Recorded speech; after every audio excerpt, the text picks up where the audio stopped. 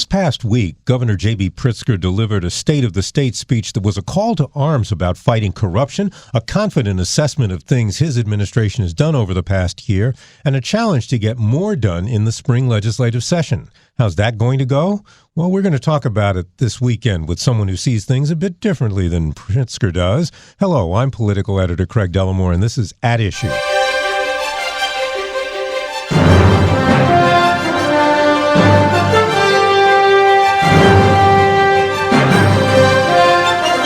My guest is with the Illinois Policy Institute. It's a free market think tank that keeps an eye on government from a somewhat more conservative side. Adam Schuster is Illinois Policy's Director of Budget and Tax Research. He's studied everything from the state's pension crisis to property tax relief. He has a master's from NIU, and he's worked for the Labor Department and the state of Illinois before he joined the Illinois Policy Institute. Adam Schuster, welcome. Thanks for having me on. Well, when Illinois Policy did its own State of the State article, it showed that Illinois has gained jobs during J.B. Pritzker's first year, which is a lot better than it did under Rod Blagojevich in his first year, I suppose, but not as good as it was under Pat Quinn or Bruce Rauner. So what should people make of a statistic like that? After all, Pritzker is just getting started. Well, I think the best thing to do is compare our growth rate to the rest of the nation, because the national economy is doing quite well. We're in the midst of one of the longest expansions on record, and Illinois is only gaining jobs at about half the rate of the rest of the country.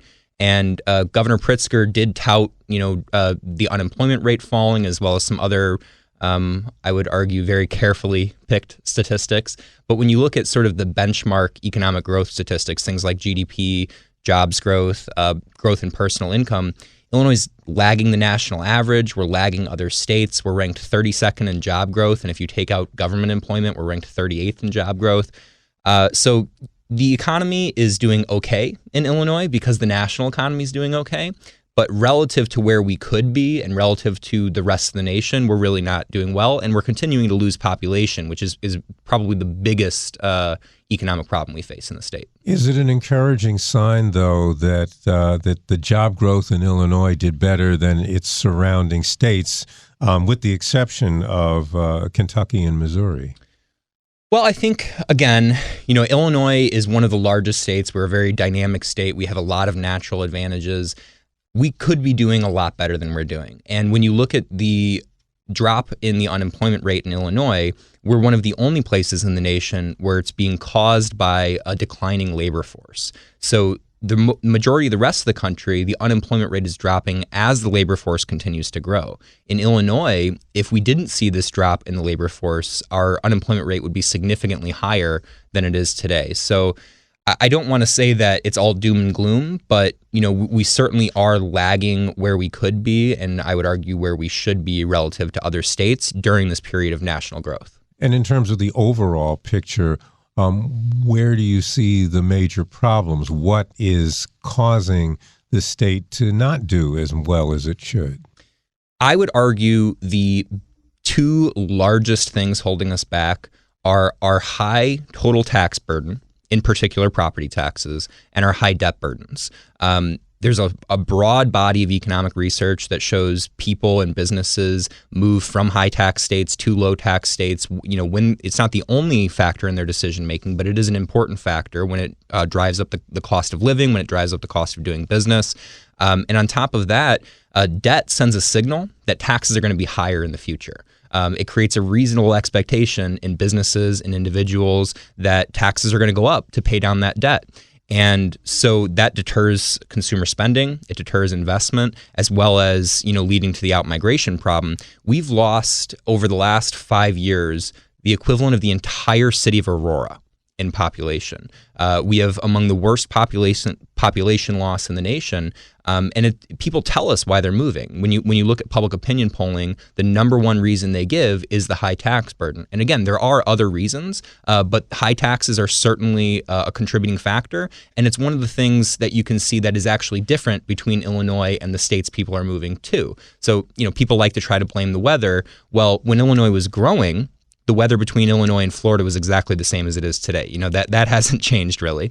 But what has changed is our debt burdens and our taxes. Is it that simply the taxes, as you say, it's not just that, but the state's going to have to address its debt. The pension debt is a crushing pension debt, which doesn't that mean that invariably Illinois is going to have to do some tough things that may make people uncomfortable, but it has to do it, doesn't it? Well, we do have to do tough things, but I would argue we are past the point of diminishing returns when it comes to tax increases. At this point, anything we do that increases the total tax burden in Illinois is going to drive more people out of the state. It's going to deter investment because we're in competition with our neighboring states and with other states in the country for large companies. And the trend is towards lower tax rates. Every one of Illinois' neighbors has cut their income tax rate since we raised it in 2011. And last year alone, 9 states cut their personal income tax rates, and I believe another 5 cut their corporate income tax rates. So the trend in the nation is towards lower taxes, and that's what we're competing against. And at the same time, we're talking about raising income taxes significantly. And Governor Pritzker, by my count, there was 20 new or higher taxes and fees that went through in last year's budget and capital plan. And those are taxes and fees that were extremely regressive, that hit consumer spending very hard. Things like the gas tax hike, vehicle registration fees, newer higher taxes on online shopping. I could go down the list. But I think what we do need to eliminate our debt burdens, but the better way to do it is structural spending reform, not tax hikes.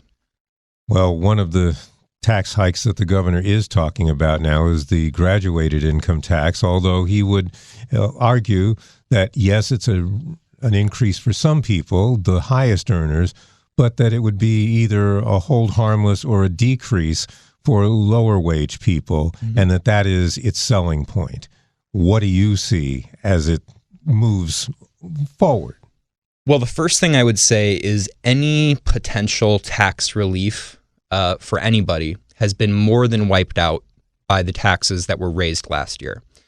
So there are potential $1,000 in vehicle taxes alone when you talk about the new vehicle trade-in tax, the doubling of the gas tax, the increase in vehicle registration fees, trucking registration fees. There's a whole range of things. So the tax relief has been wiped out already. And on top of that, it's not really the first set of rates that are attached to the graduated income tax amendment that we're worried about, because the rate schedule that they passed, they're promising would only increase taxes in the top 3%.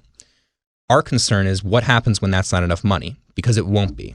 And now we've given the General Assembly the ability to tax different people at different tax rates based on their income. That is a new taxing authority.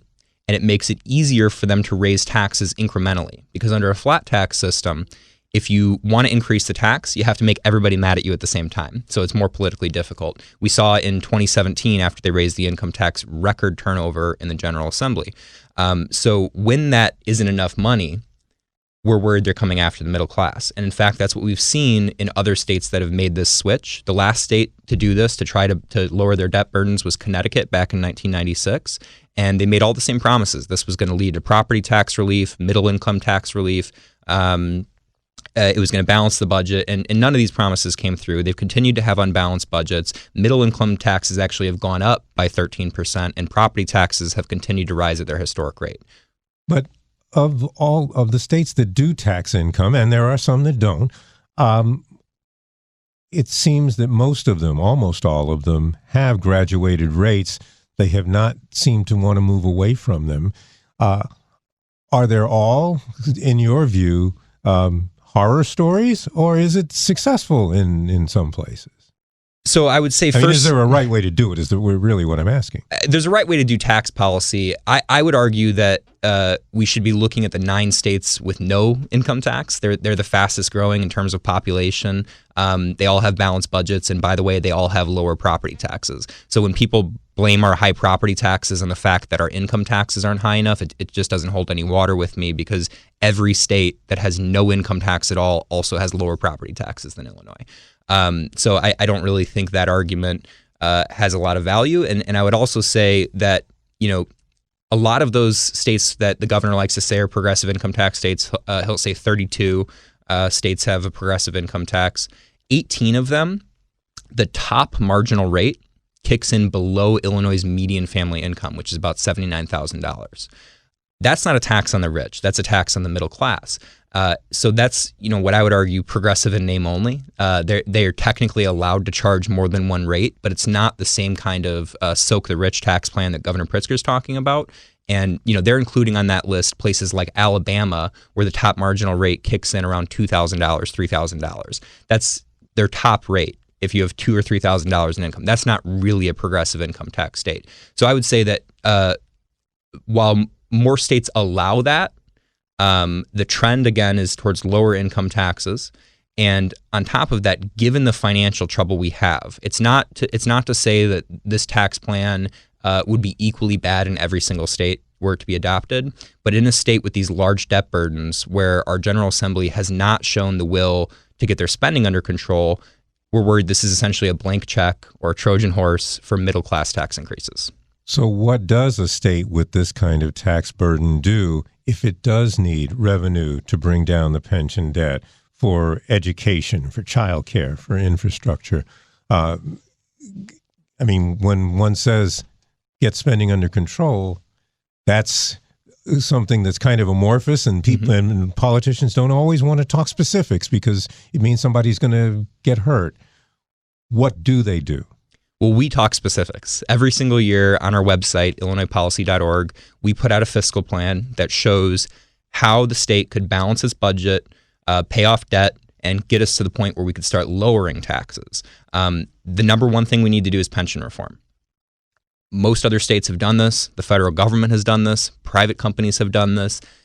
Illinois is trying to preserve a system that's fundamentally unsustainable, and ultimately that's bad for everybody. So when you look at growth in spending over the last 20 years, from the year 2000 to today, growth in pension spending, adjusted for inflation, is over 500%.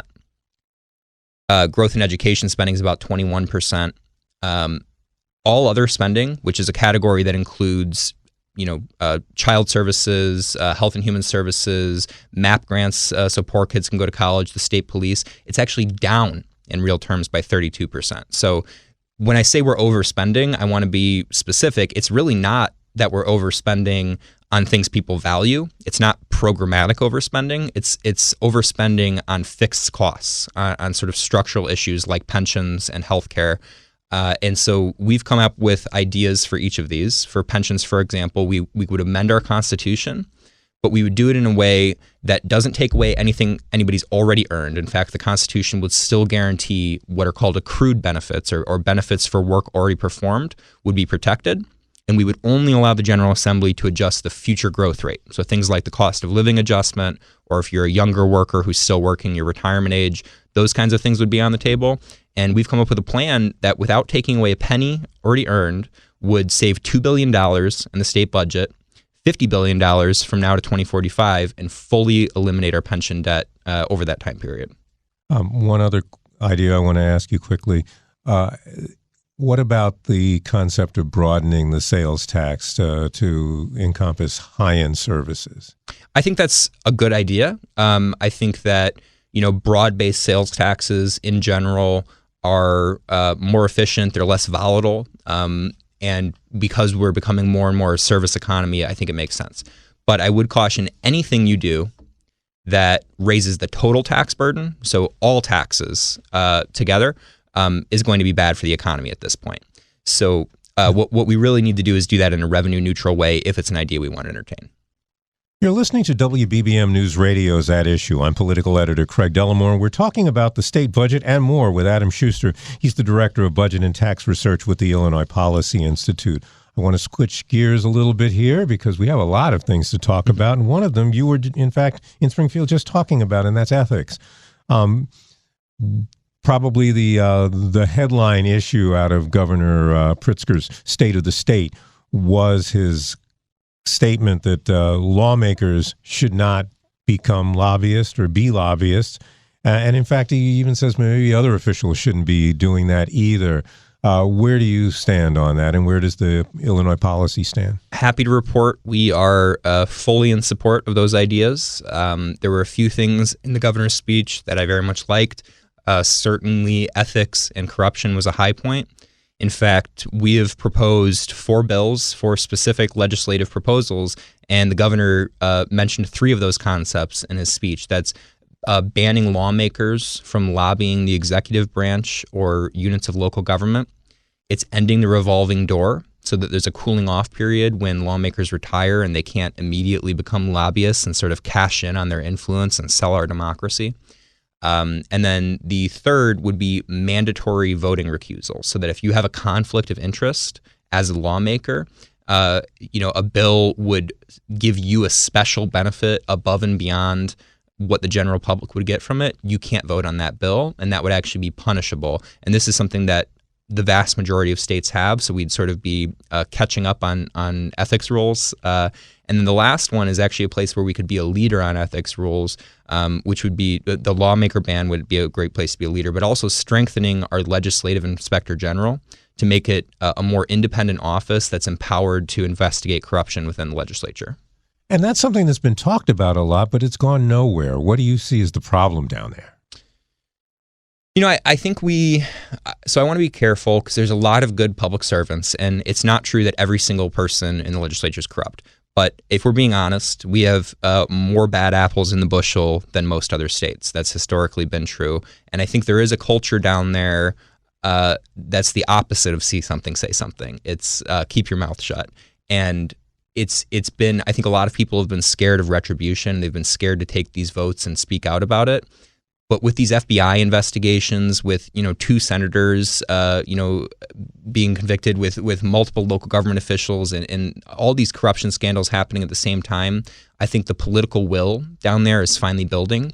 And I think we have someone in the governor's office who is serious about ending that culture of corruption. He certainly made very serious comments in his State of the State address. And I'm hopeful, at least, that this General Assembly will be different and that we can actually finally enact some of these ethics reforms. I want to ask you about the atmosphere down there, though, and you've been down there enough to see it. How does having the cloud of federal investigations of not just lawmakers and the lawmakers who one has already pleaded guilty, another is expected to plead guilty this week, what does that do to the process of getting bills through the legislature when an entity like Commonwealth Edison has to operate differently, when the normal people aren't able to lobby exactly the way they may have before? It's change. I think it's a good change. I don't think that the status quo of how we pass legislation, these backroom deals, thousands of pages of legislation filed at the last minute with no opportunity for public comment, with no real opportunity for interest groups or the public to weigh in. I don't think that was a good process. So maybe there will be a sort of transition period where they have to get used to honest government. But I think that's a good thing. I want to talk about some other things, mostly in the regulatory area, specifically labor. Mm-hmm. After the years of Governor Rauner basically trying to get right-to-work legislation passed around the state with, I would say, limited success, labor is now pushing for a ban on so-called right-to-work. Do you expect that to fly, given the makeup of the House and the Senate? I don't know.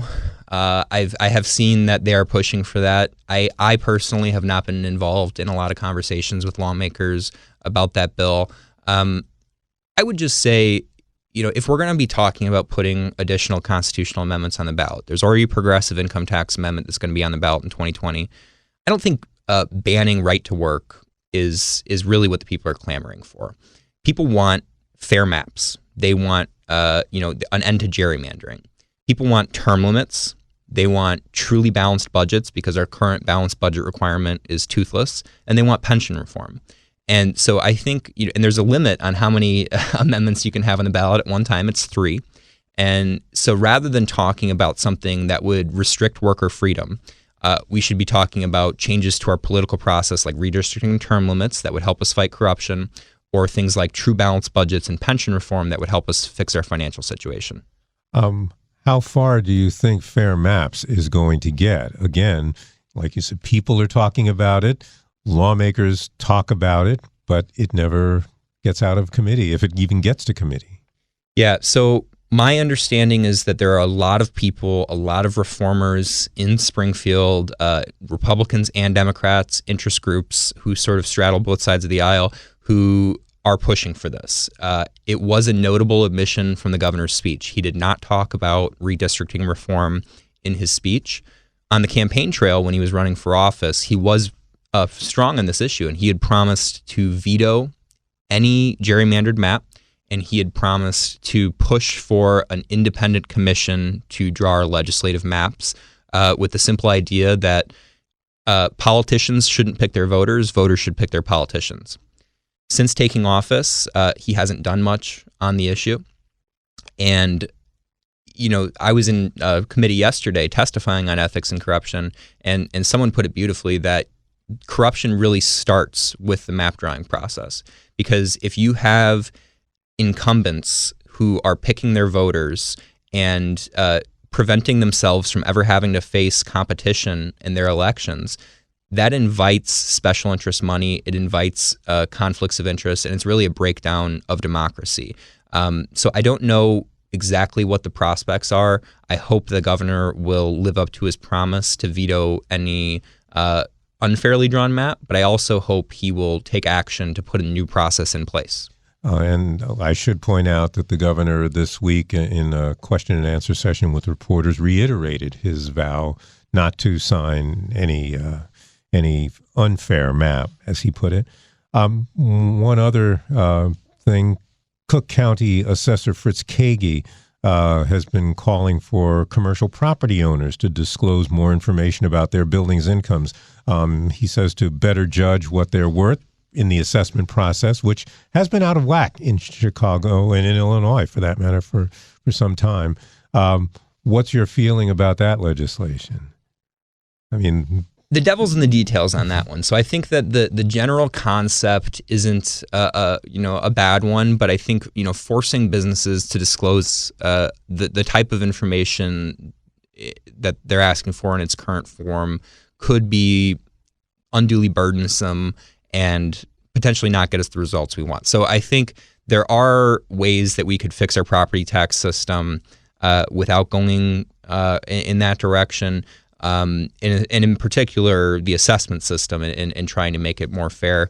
And I think that we really should be focusing less on assessments and more on bringing down the spending of local governments so we can actually lower the tax levies, so we can lower everyone's tax bills at the same time, whether you're commercial, residential. Let's talk about a couple of Chicago issues. First, Chicago Casino. Chicago could have one now, but what it wants is one with a less burdensome tax burden for Chicago that was special just for Chicago relative to other venues. Is it a better deal for everyone, as the mayor says, if Chicago gets in the game? I think that Chicago certainly needs revenue, and I think that what we're seeing right now is sort of desperate acts from our governments at the city and state levels. They are, they legalized recreational cannabis, they expanded gambling, but they did it with such high tax rates that they're actually depressing both markets. I mean, nobody wanted the Chicago casino deal. So this is kind of back to what we were talking about earlier at the state level. There's a diminishing return to tax hikes at a certain point. And at a certain point, when you raise the tax burden so much, you're damaging the economy. The mayor sees that when it comes to the casino. They see that when it comes to congestion. She's talked about reducing congestion by raising taxes on it. If you raise taxes on income, as the governor has said, you're going to reduce people's incentive to work. So rather than chasing revenue, whether it's through cannabis, a casino, the city also needs structural spending reform. Chicago alone, just in the city, and it's the 4 controlled funds and the 4 related funds, they have more pension debt than 44 U.S. states. That's why we have such a low credit rating in Chicago. So I think Chicago also needs pension reform more than it needs a casino. Is Chicago in a position to do, especially since much of what it needs to do, it has to go to the state to get permission? They can go to the state and ask for permission. Mayor Emanuel had endorsed a constitutional amendment to fix pensions, but he waited until he was sort of a lame duck. He waited until he was on his way out the door. And I think that's an acknowledgement that there are political difficulties with this issue. But I think that we need Mayor Lightfoot to show leadership, to say that this is the right thing to do. And she's said very good things about pensions in the past. She said, we need structural spending reform, the 3% compounding post-retirement raise, I call it, because it's not really a COLA, is unsustainable. But then she's sort of stopped short of actually demanding the constitutional amendment. She needs the constitutional amendment because by the end of her first term, the pension payments she'll have to make will be $1 billion more expensive than her first year in office.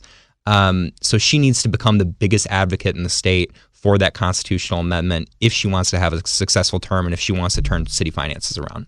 But in a city that's labor intensive, as Chicago is, what is the argument to political figures here that can counter labor saying you're taking away benefits that our members have fought for and worked for and earned throughout their careers?